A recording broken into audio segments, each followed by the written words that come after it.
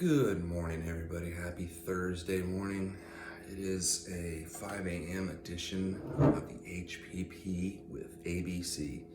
The Human Performance Project rolls along 5 a.m., 5:18 a.m. actually, to be honest, with me, Adam Benjamin Coleman, your host, your guinea pig, your brainless leader. Before we start any of this, we're going to talk about drugs today. Just be aware, this is not an episode for children. None of them are. And I'm not a doctor. I'm not a professional anything other than a jackass. So don't duplicate, follow, imitate anything that I say, do, suggest. Any suggestions are not specific to you listening to this. It's an editorial you for the scientist that wants to find out what different research chemicals do for his lab rat. Peptides is what I'm talking about. Hormone specific growth hormone peptides. Specifically BPC 157, TB 500, Frag 176, and CJC 1295 with DAC, if you want to be specific. And THC Delta 9 and MK677 combination. So, what the hell do all those letters mean, Adam? If you are unfamiliar with peptides, I have one of them in front of me here I can show you as an example. This is the BPC TB500 mix. 5 milligrams of each of those two peptides mixed. Why would you mix them together?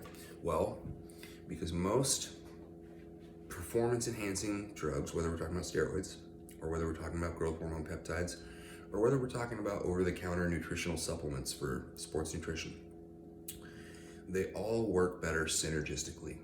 What does that word mean? Together, with a synergist, with another counterpart. One element by itself may be effective, but not as effective as it would be with a synergist, with a counterpart, okay? So the BPC 157 by itself is amazing. You couple it with the TB 500, it is phenomenal. It is phenomenal. That's not like, oh, it's kind of good. No, it systemically really heals pretty much everything that's wrong with your body, depending on how you ingest it. And this is a nasal spray form, so it's a liquid, just, spray. Each spray gives you 200 micrograms, 100 micrograms, per spray. It's 200 sprays per bottle. An average dose of BPC, about a small dose is 250 micrograms. It's where I would recommend someone to start. 500 micrograms 2 to 3 times a day, depending on the severity of the injury and the purpose of the treatment, is about the dosage ballpark protocol that I've heard. Now, these dosages, these are not FDA approved products. These are not things that are legal for human specific consumption, okay? They're not technically illegal. They're a gray area. So I'm not telling you to run out and try to find these things. I'm not even going to tell you at this point where I got mine. If you want to message me, you can certainly do that, and I will give you some insight on sources and places that you can go to obtain some of these research chemicals and products. But this is not to promote the use of any one company or any one peptide specifically. This is to educate people as to the different options that are available to them and what some of these things do that they won't hear about on Fox News, okay? You just won't. These drugs, these research chemicals, these things, there's at least half a dozen of these peptides that are gonna cure serious diseases that ail mankind, okay? So obesity, diabetes, Alzheimer's, neurodegenerative disorders of other kinds, similar to Alzheimer's, and a lot of heart issues, okay? Some of these peptides have the ability to impede or slow down or stop the onset of neurodegenerative diseases like Alzheimer's. What does that mean in English? It stops your brain from breaking down and falling apart, okay? Shit stops getting worse as fast or at all when you start taking these peptides. That's what it means, okay? We're talking about a disease that there is no cure for, right? I am not the right person to ask about big pharma and Western medicine because I will not have anything positive to say. I have a very hard time believing that they have anyone's best interest in mind other than their own, based on the things that get approved and the things that do not, the diseases that run rampant and kill people, some people, and then some people who somehow magically find cures and survive these diseases. Like, when we first saw HIV come out and it was a death sentence until Magic Johnson got it, and Eazy-E, and some of these other famous people that had the money to try to fight it. All of a sudden there were treatments and things that they could do, and they stayed alive a lot longer than the average person. Fucking weird, right? It's not. You don't have the same quality of life if you're poor in this country. Newsflash, okay?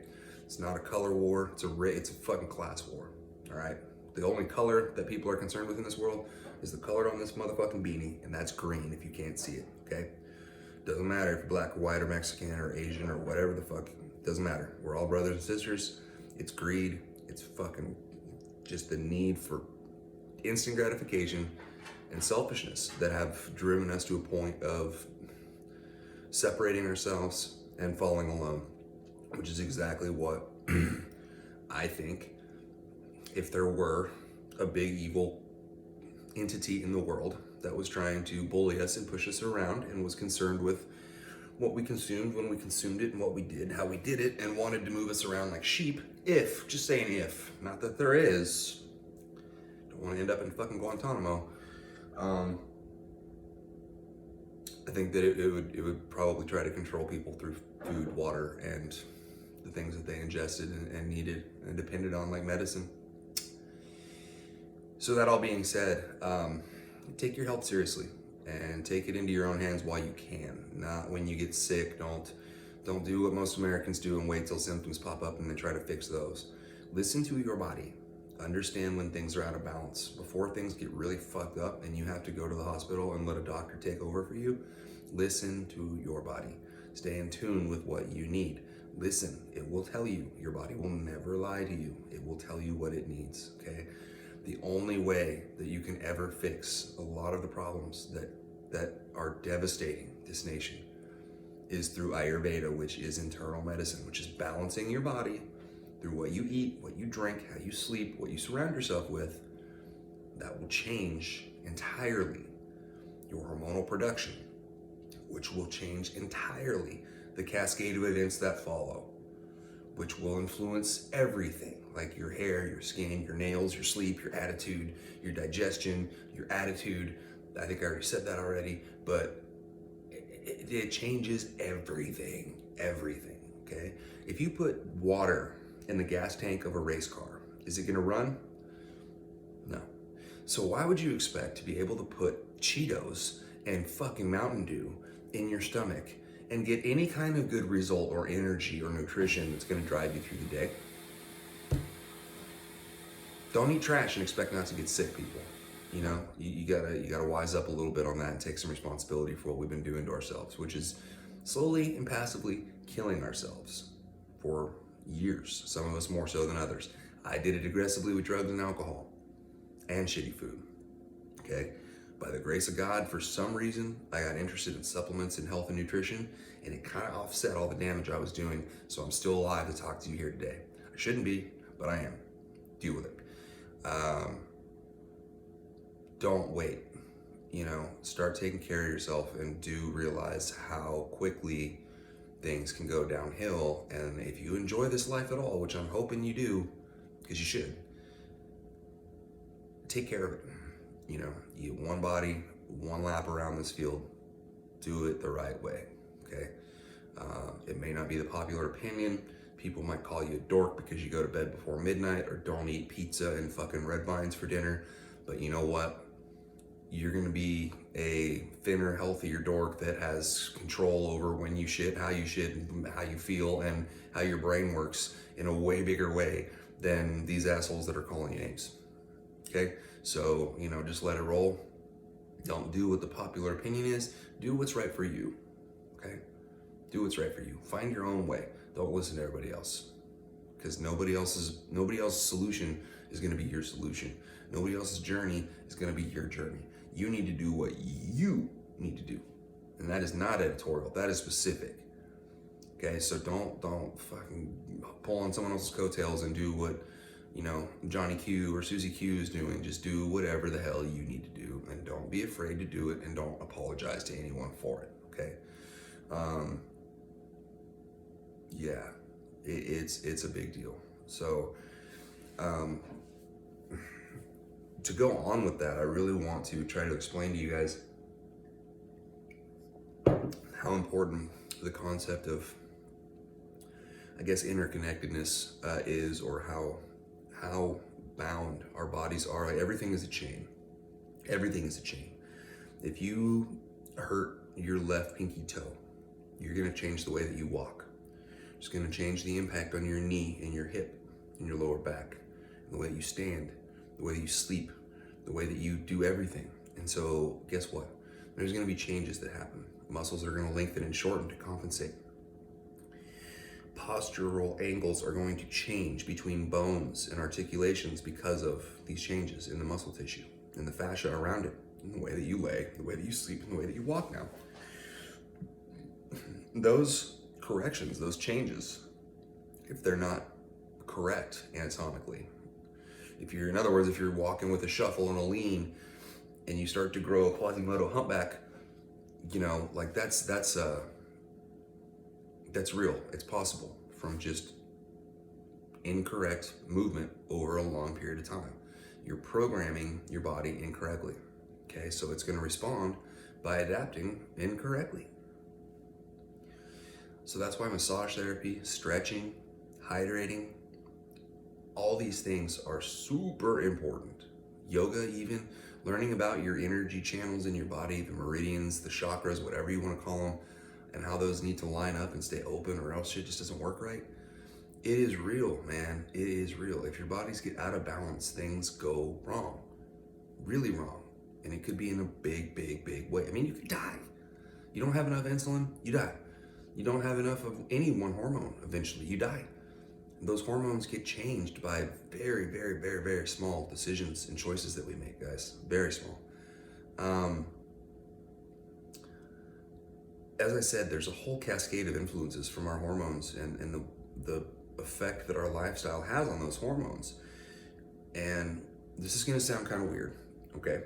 But as you guys may or may not know, this channel is a proponent of performance, whether it's mental, physical, emotional, spiritual, what have you. As part of mental performance, I believe personally in mind expansion. I believe in looking at things through different angles and perspectives. Sometimes doing that with the help of hallucinogens from the earth, whether it's mushrooms, ketamine, ayahuasca, peyote, whatever, can be useful. You can figure things out about yourself in life that you may not just looking at it through a normal set of eyes. Okay? Now, does it come with responsibility and potential dangers? Yeah. You're probably gonna get sick, you're probably gonna throw up, you're probably gonna be scared and miserable, and you're probably gonna go through some pretty scary shit mentally. When you face your fears, you realize what you're afraid of, and you work through that. But it's necessary, it is important, because if you don't do those things, you stay kidnapped mentally, you stay just a prisoner to your own prison that you built yourself, and you limit yourself, and you hold yourself back, and you don't make the right decisions, and you don't find the right people to associate with, and you don't expand your life to your full capacity, and you're wasting your fucking time. And you guys know how I feel about that. So, this mind expansion thing. Yesterday, I was doing some stretching and foam rolling and massage therapy on myself. And I had happened to microdose with psilocybin that morning.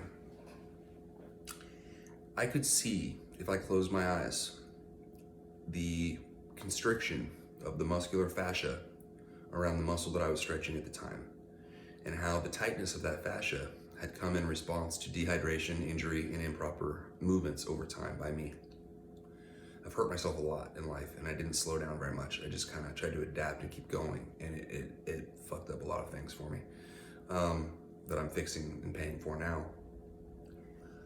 But anyway, I could see this constriction. I could see how it had changed my alignment of my body, how it had changed the articulation of joints, how it had changed the amount of circulation that I was getting in certain areas of my body, how it had changed the way that my food digested, because my pelvis was tilted a different way, and so my organs didn't sit the way they were supposed to, and so food went a different route. You guys think I'm out of my fucking mind?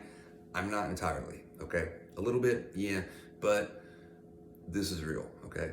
I could really see and feel the connectedness of my body and how important it was for everything to be lined up the way that it was supposed to be, to fit the way that it was supposed to fit. And I could feel it loosening and going back to the alignment that it was supposed to be in as I laid there and foam rolled and stretched and breathed through some of these uncomfortable parts. And it hurts. It's not, if you've ever had a deep tissue massage or range of motion therapy, it doesn't tickle, okay? It hurts a lot, but you get through it and you find a place where the pain actually feels comforting because you know it's fixing something.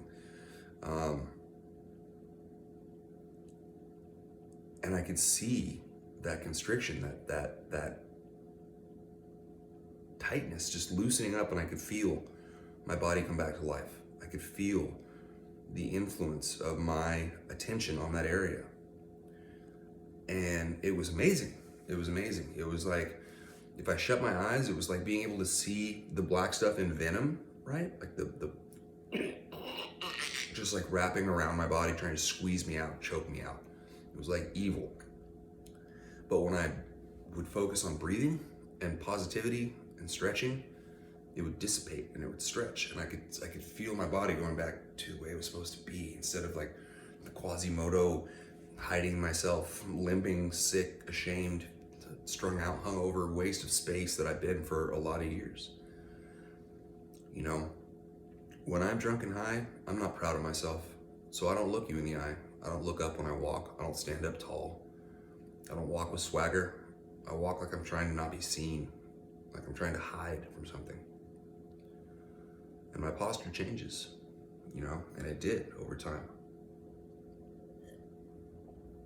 So did my personality, so did my mind. You know, I wasn't proud of who I was. I wasn't proud of the way I lived. I wasn't happy at all. I wanted to die, you know? And I stopped that shit because I don't want to die. I don't want to leave. I don't want to stop doing life yet. There's too much to do. But it's not always our choice. And the choices that we have, we take for granted a lot. So I guess I'm encouraging you not to do that today. Whether you think I'm totally insane with this or not, just take one piece of advice and just try to listen to your body. Try to cut out the middleman. You know, try to establish a relationship with yourself where you know what you need before some doctor tells you what you need. Okay? And you know, I'm not sitting here trying to diss doctors, because thank you. You spend a huge part of your life in school. A huge part of you know, your financial security is just rolling the dice, hoping that you're going to get a job and that you're going to be able to make this thing work. And God bless you for that. You know, that's a big commitment. And I know that there's way too many of us, and there's not enough of you. And sometimes things just don't make sense, and bodies break for seemingly no reason. And you know, if you're anything like me, the worst part of it is probably not being able to fix every single person. So it's not a job that I would want, but you know, I understand on some level. I think as well as I can anyways. But that still doesn't mean that I have any respect for the medication and the pharmaceutical industry that basically holds people hostage, in my opinion, you know? Sorry guys. It's pretty devastating to be told that your entire life has changed and you now have a disease or an ailment or disability that is going to change everything forever. it's even more alarming to be told on top of that that you're now dependent on a medication that if you don't take it, you're gonna get even sicker or die. And the only place you can get it is from one source that you don't really have any control or influence over. And if that one source decides for some reason that it's changing its policy and doesn't have what you need anymore, then you're fucked. And they'll tell you that they care and that that'll never happen, but there's no insurance in that. There's no insurance in that. As much as I love people, I hate the fact that they will all let you down eventually. And that's something you need to be aware of, whether you love them or not, whether they're good people or not. They will let you down because they're human. They're not perfect. They're not. Nobody is. You can't expect that. It's just not fair. All people can do is their best. Sometimes our best is good enough. Sometimes it's not. Sometimes it's not. But make sure that yours is today. And as long as you know for 120% that what you're giving is your best effort, then nothing else really matters. You know, that's all that you really need to have at the end of the day, to be able to retire with some peace and some contentment and be able to look back and know that you made the world a little bit better place today. I don't know about you guys, but when I get to the end of the day, I try to review the way things have gone, what I've done, what I haven't done, what I wanted to do, why I wanted to do it.